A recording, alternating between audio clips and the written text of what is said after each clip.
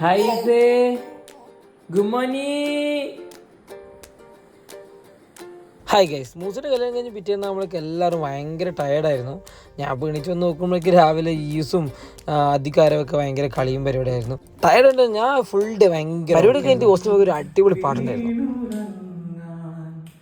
എത്ര നാളായി ഞാൻ നിനച്ചു കണ്ടില്ലല്ലോ കേട്ടില്ലല്ലോ എൻ കരളുരുകുമൊരു താരാട്ട് എന്നമ്മേ ഒന്നു കാണാൻ എത്ര നാളായി ഞാൻ കൊതിച്ചു